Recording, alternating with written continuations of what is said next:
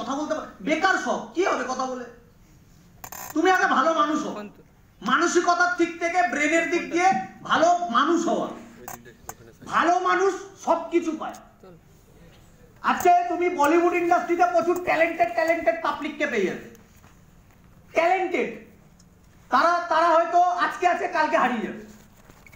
কিন্তু তুমি রামকৃষ্ণ দেবকে দেখো, ট্যালেন্টেড ছিল না, সরল সিধা ছিল, যুগ যুগ ধরে চেনে, আগামী যুগেও চিনবে। তাহলে এই পৃথিবীতে কাদের দাম আছে?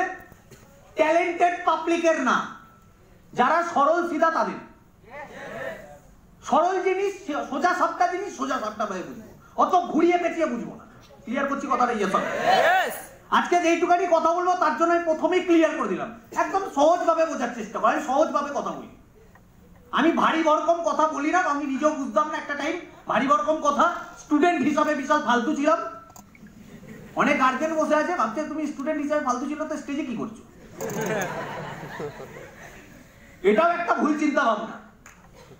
পড়াশোনা ভালো হলেই যে সবেতে ভালো হবে তার কোনো মানে নেই, আমার পড়াশোনায় খারাপ হলে যে সবেতে খারাপ হবে তারও কোনো মানে নেই। আমি সচিন টেন্ডুলকার ক্রিকেটের গড, কিন্তু পড়াশোনায় ফালতু। সেবাগ ক্রিকেট হেভি খেলে কিন্তু ইংলিশই বলতে পারে না আমার মতো। আমি কথাটা বলতে পারছি? তাহলে পড়াশোনাতেই হেভি হতে হবে তার কোনো মানে নেই। আমি এটা আবার বলতে চাইছি না পড়াশোনা করো না। অনেক গার্জেন বলছে তুমি কি ব্রেন ওয়াশ করছো আমার ছেলেকে। কিচ্ছু ব্রেন ওয়াশ করছি না, অত সাহসই আমার নেই, কোনো ব্রেন ওয়াশ চলছে না। অনেক অনেক বলে, অনেক অ্যাসোসিয়েটও বলে, অনেক গার্জেন বলে, অনেক পাড়া প্রতিবেশী বলে তোদের ওখানে বিশাল ব্রেন ওয়াশ করা হয়। এটা তো সত্যি আমাদের এখানে ব্রেন ওয়াশ করে, এটা তো মানতেই হবে। এটা আমিও মানি এখানে ব্রেন ওয়াশ করা হয়, কিন্তু ব্রেন ওয়াশ করিয়ে কোনো ছেলেকে ড্রাগস পাচার করানো হয় না বা কোনো ছেলেকে মাল খাওয়ানো হয় না।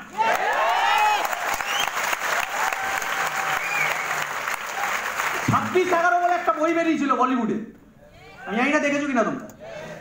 26/11 ওই বইটার ওপর আধারে অনেকগুলো বই বেরিয়েছে, আবার বই বেরিয়েছে। তো ওখানে যে কাশ্যপ বলে একটা বাচ্চা ছেলে ছিল, ওই বাচ্চা ছেলেটা 18 বছর না 19 বছর বয়স ছিল। ওই ছেলেটাকে বোঝানো কি হয়েছিল, তুমি ইন্ডিয়ার ভারতবর্ষের যত মানুষকে মারবে তুমি জান্নাতের দিকে যাবে, বলা হয়েছিল কি হয়?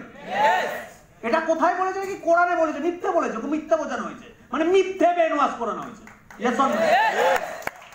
মিথ্যে ব্রেন ওয়াশ করিয়ে ভারতবর্ষের সর্বনাশ করে দিয়েছে। ভারতবর্ষের প্রচুর বাচ্চা, বুড়ো, মহিলা, পুরুষ সবাইকে মেরে দিয়েছে। যতজনকে মারবে তুমি জান্নাতের কাছে যাবে, এটা ব্রেন ওয়াশ করানো হয়েছে। আজকে ওটা যদি ওরকম ব্রেন ওয়াশ এখানে করানো হয় না, এখানে কি ব্রেন ওয়াশ করানো হয়? শিক্ষা কাকে বলে, কম্পিউটার শেখা কেন উচিত, হেলথ কেন ঠিক রাখা উচিত, 8 গ্লাস জল কেন খাওয়া উচিত, মাল কেন খাওয়া উচিত না, লেবেল নিয়ে কেন ঘোরা উচিত না, যদি এটা ফালতু কাজ আছে।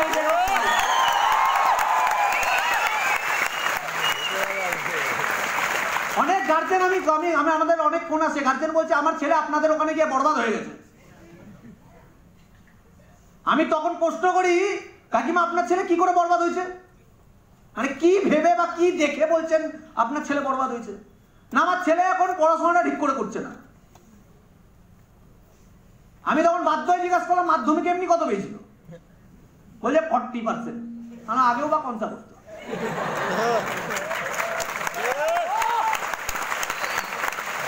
আগেও কনসা করেছে, তখন তো আমাদের ইন্ডাস্ট্রিতে হয়তো আসেনি, আগেও করেনি এখনো করছে না। এটা তো আমাদের দোষ না, আগে তাহলে কার দোষ? আপনার দোষ।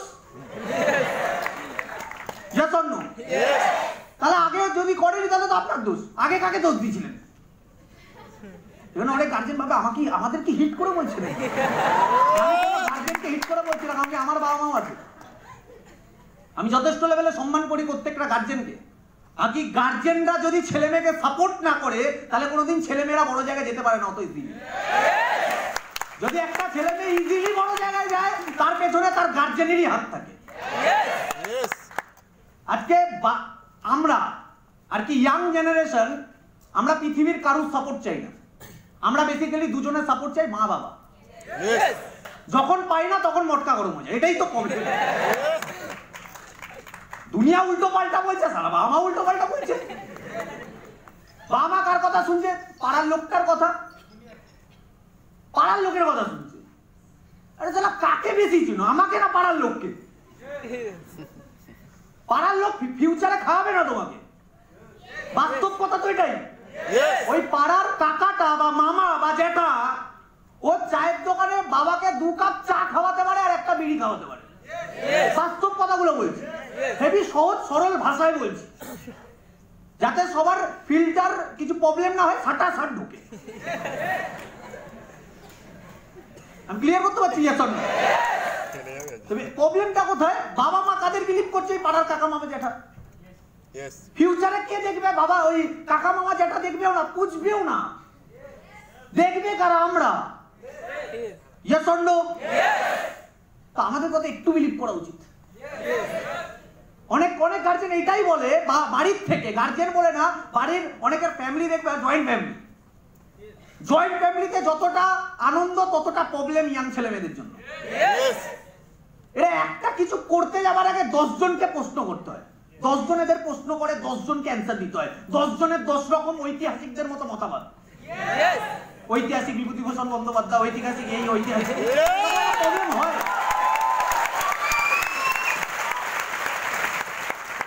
10 জনকে 10 রকমের অ্যান্সার দিতে হবে, তারপর যদি স্যাটিসফাই না হলো তোমার সাথে কথা বললো না। এবার ছেলেটা সাল আপসেট হয়ে যায়, আমার সাথে কথা বলছে না, যেটু ভাড়ে যা ভাই। আমি হলে বলে দিতাম ভাড়ে যাও, তুমি আর তো আমার ফিউচার করে দেবে না। সম্মানের জায়গায় সম্মান,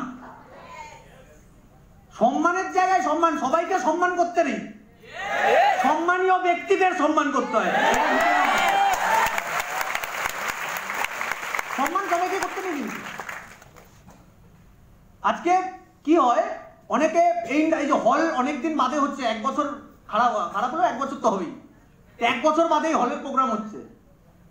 1 বছর বাদে যখন অনলাইনে মিটিং হচ্ছিল তখন অনেক অ্যাসোসিয়েট ভাবে আদেও হল বলে কিছু হয়, আদেও আমি একা নেই তো ইন্ডাস্ট্রিতে, না কিছু জন আছে। যাদের যাদের এই প্রশ্নটা আছে তাদেরকেই পুরো ইন্ডিকেট করে বলছি, এখানে যারা আসছে তাদেরকে ভাড়া করে আনা হয়।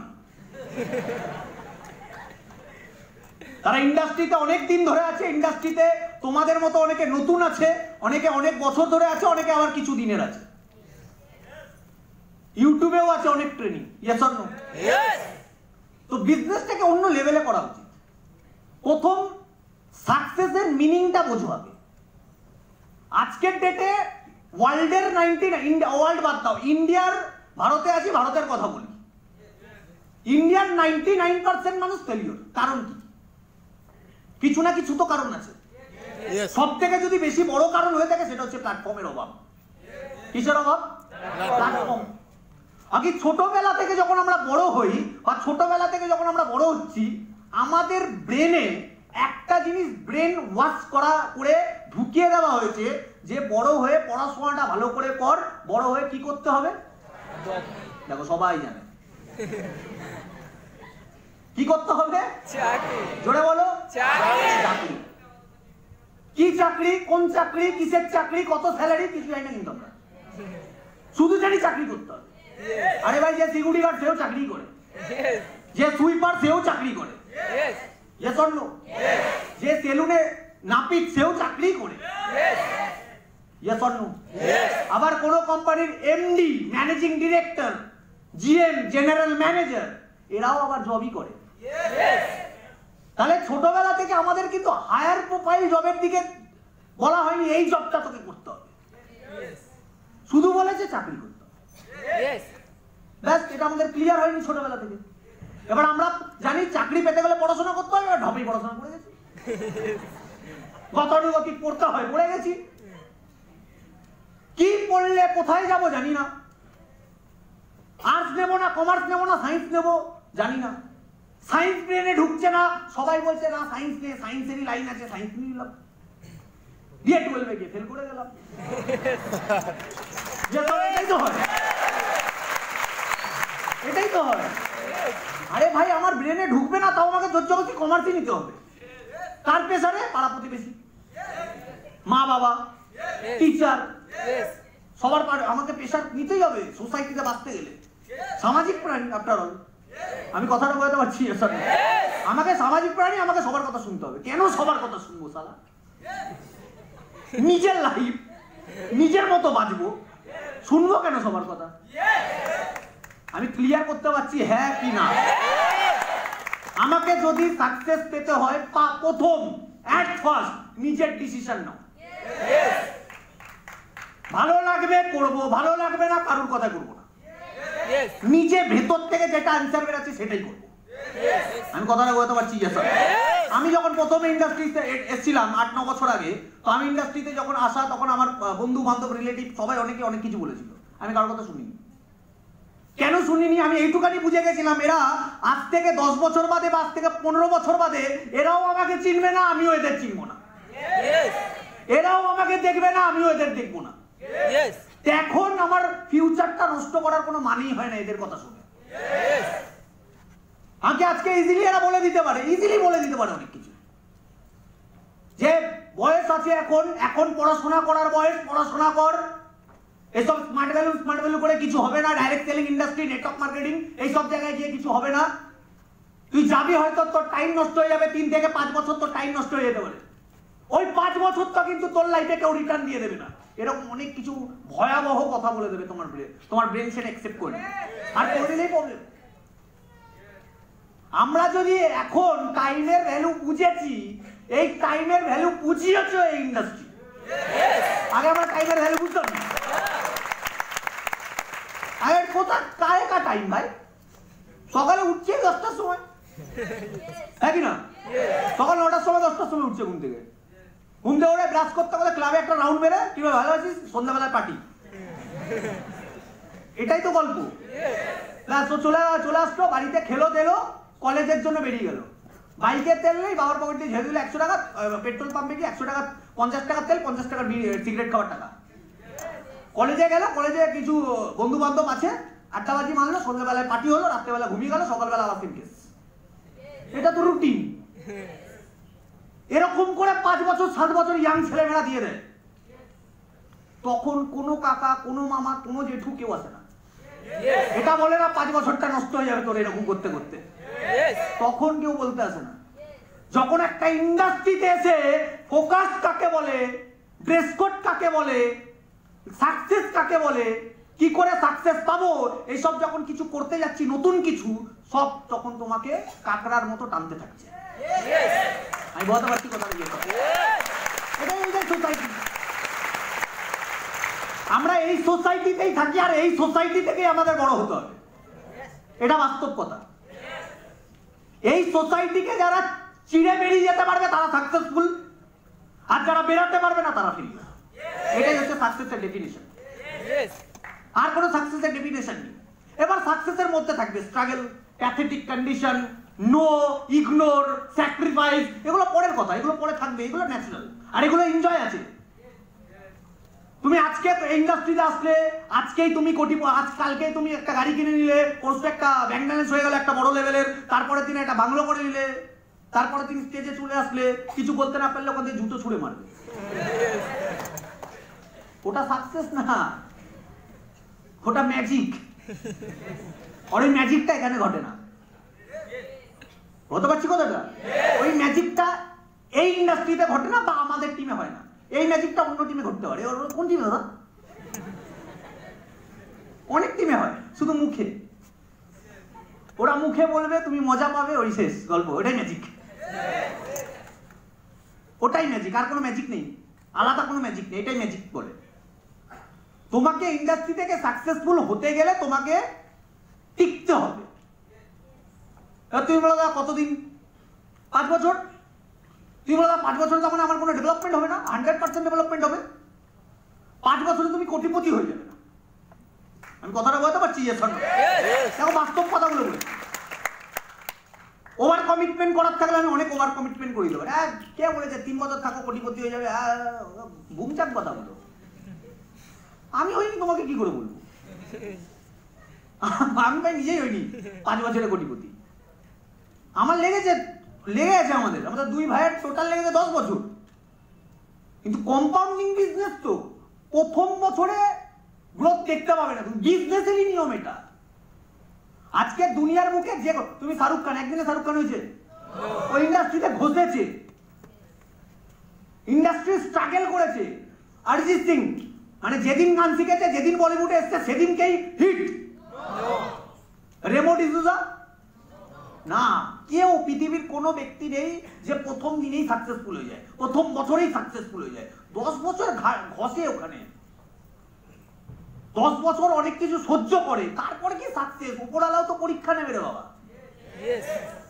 আরে যদি কোনো পরীক্ষা বলে সাবজেক্টটা না থাকতো, কষ্ট বলে সাবজেক্টটা না থাকতো, তাহলে ঘরে ঘরে সচিন টেন্ডুলকার বেরাতো।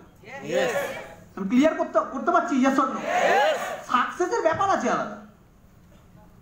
আজকে প্রথম বছরে আমি আমাদের হেভি কিছু ডেভেলপমেন্ট হয়নি, দ্বিতীয় বছরে, তৃতীয় বছরে, চতুর্থ কিছু হয়নি, 4 বছরে, প্রথম 4 বছরের মধ্যে কোনো ডেভেলপমেন্ট হয়নি।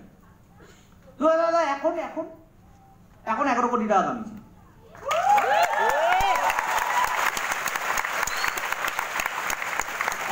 11 কোটি টাকা মানে কারা কামিয়েছে? কোন ফ্যামিলি কামিয়েছে? যার বাবা রিক্সা চালাতো সে 11 কোটি টাকা কামিয়েছে।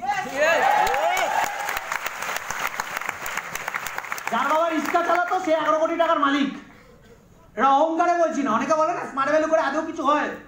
একটা রিক্সাওয়ালার ছেলে ফুটপাতের মাল কোটিপতি হয়, এটাই হচ্ছে স্মার্ট ভ্যালু।